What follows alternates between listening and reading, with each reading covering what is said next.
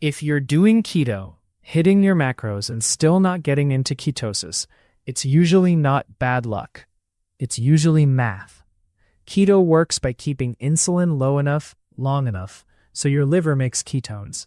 But macro targets can quietly block that switch, even when your food choices look keto. The most common issue is treating macro calculators like rules instead of starting points. Another is assuming carbs are the only lever that matters. Protein, total energy intake, alcohol, and even net carb math can all change the outcome. And because ketosis is a range, not a light switch, small daily errors can keep you hovering just below your personal threshold. In this breakdown, you'll learn the macro mistakes that most often keep people out of ketosis, and how to adjust without turning keto into a miserable spreadsheet. The goal is simple. Make your macros match your biology, not just an app's defaults. Moving to slide 2. First, let's get clear on what ketosis actually is. Your body can run on glucose, fatty acids, and ketones. Ketosis happens when liver glycogen is low and insulin stays low enough that the liver converts fat into ketones. That doesn't mean you're burning fat every second. It means ketones are meaningfully present because your body needs an alternate fuel. The tricky part is that your threshold is personal. Two people can eat the same macros and get different ketone readings because of muscle mass, activity, sleep, stress, and insulin sensitivity. Also, you can be in mild ketosis and not feel much, or you can feel keto symptoms without strong ketone levels, especially during adaptation. So the goal isn't chasing a perfect number. The goal is aligning inputs, carbs, protein, fat, and total calories, so your metabolism consistently favors ketone production. Moving to slide 3. Macro mistake number 1 is being too generous with carbs. Many people aim for under 50 grams because they heard that number somewhere. For some bodies, that works. For many, it doesn't. If you're insulin resistant, stressed, sleep deprived, or just smaller, your personal carb ceiling can be closer to 20 grams total carbs, not net carbs. Another issue is carb creep. You count the obvious carbs but forget sauces, nuts, dairy, and low-carb treats. Those can add 10 grams here and 10 grams there, and suddenly your day isn't keto anymore. And if you only track weekdays, weekends can erase progress. A practical approach is to run a tight carb experiment for 2 weeks.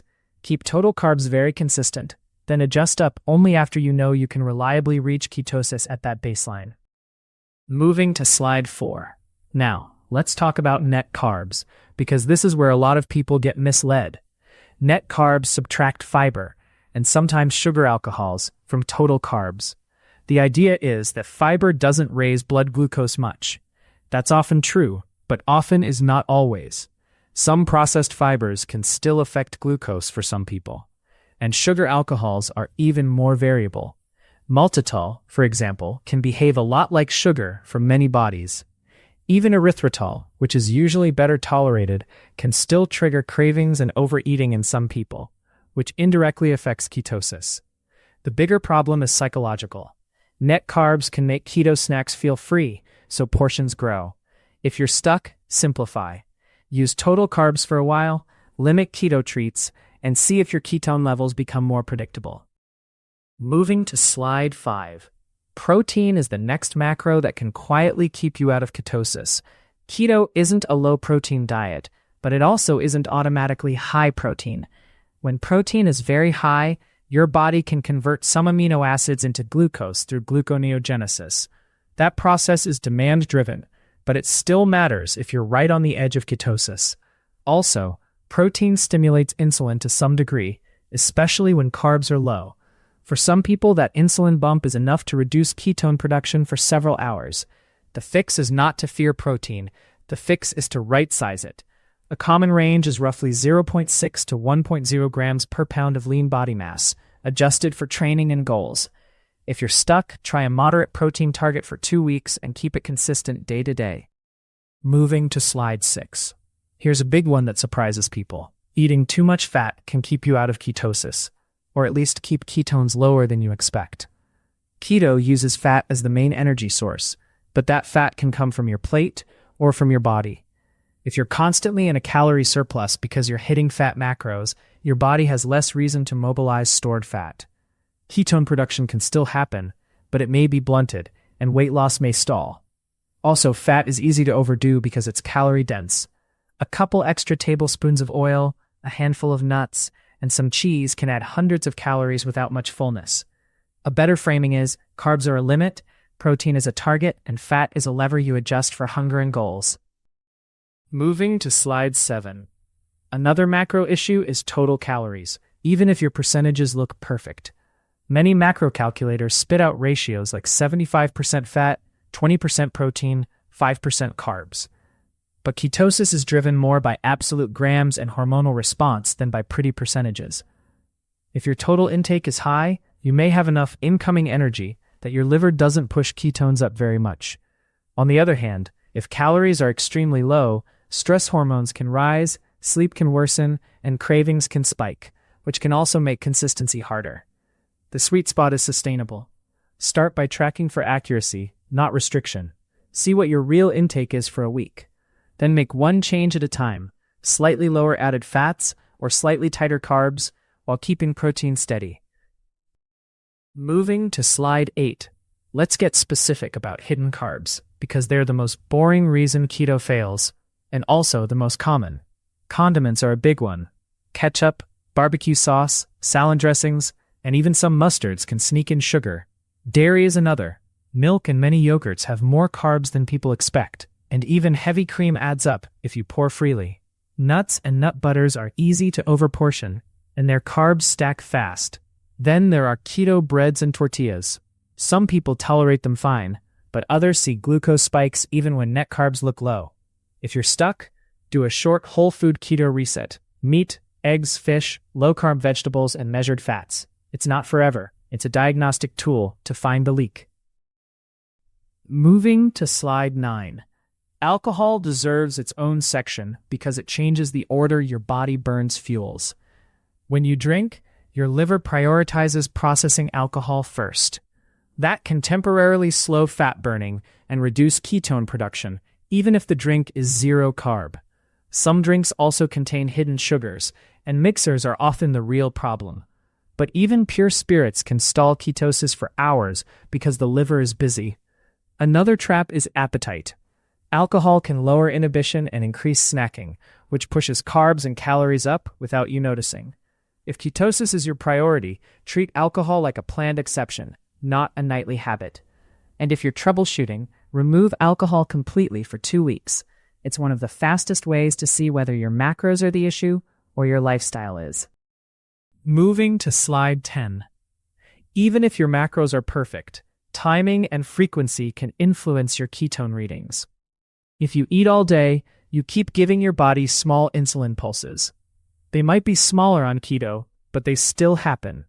For some people, that pattern makes it harder to build a steady ketone level.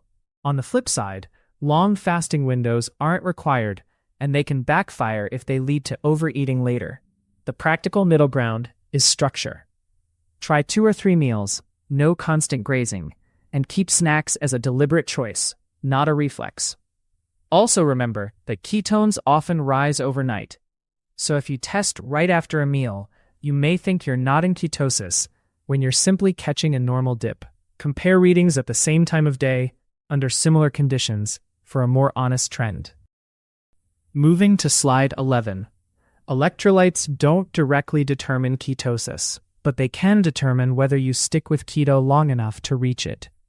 When carbs drop, insulin drops, and your kidneys excrete more sodium and water. That's why people feel tired, headachy, and foggy early on. If you respond by eating more keto snacks or drinking sugary electrolyte products, you can accidentally raise carbs and calories. The smarter move is to manage sodium, potassium, and magnesium intentionally. Salt your food. Consider broth. Choose electrolyte options without added sugar. And be careful with huge doses if you have medical conditions. Also, dehydration can make you feel like keto isn't working, even if your metabolism is shifting. So if you're stuck and miserable, don't only change macros. Check hydration and electrolytes, because comfort drives consistency. Moving to slide 12, let's talk about measuring, because you can't fix what you can't see. Urine strips can be useful early, but they often fade as your body adapts and uses ketones more efficiently. Breath meters can show trends, but they can be sensitive to technique. Blood ketone meters are more direct, but they still vary with sleep, exercise, stress, and meal timing. And here's the key. Ketones are only one signal. If your carbs are low, your appetite is stable, and your energy is improving, you may be moving in the right direction, even if the number isn't dramatic. If you do measure, pick one method and use it consistently. Same time of day, similar conditions, and track a weekly pattern. That approach prevents you from overreacting to a single low reading and making random macro changes. Moving to slide 13. So how do you fix your macros without guessing? Use a simple troubleshooting ladder. Step 1. Lock carbs down to a consistent baseline, like 20 grams total carbs, mostly from non-starchy vegetables. Step 2. Set protein to a moderate, repeatable target that supports your activity. Step 3.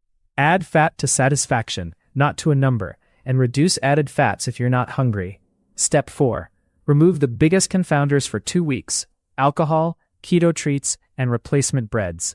Step 5. Keep meal structure steady and compare measurements at the same time of day. After 2 weeks, we'll have clean data. Then you can reintroduce one variable at a time, like a higher carb ceiling or occasional treats, and see what your body tolerates. That's how keto becomes personalized and sustainable. Moving to slide 14. One last point. Your goal matters because the right macros depend on what you're trying to get. If your goal is therapeutic ketosis, you may need stricter carbs and more careful protein. If your goal is fat loss, you may need less added fat and more attention to total energy. If your goal is performance, you might cycle carbs around training and still be mostly low carb overall. So don't copy someone else's macros and assume your body will respond the same way. Use the process. Set a baseline, control the confounders, track trends, and adjust slowly. And keep it realistic. The best macro plan is the one you can repeat without constant willpower. If you want, share your current macro targets in the comments. A, you track total carbs, or B, you track net carbs. And if this helped you troubleshoot, hit subscribe for more clear, evidence-informed nutrition breakdowns. This information is not a substitute for medical advice. Better signals, better metabolism, better life.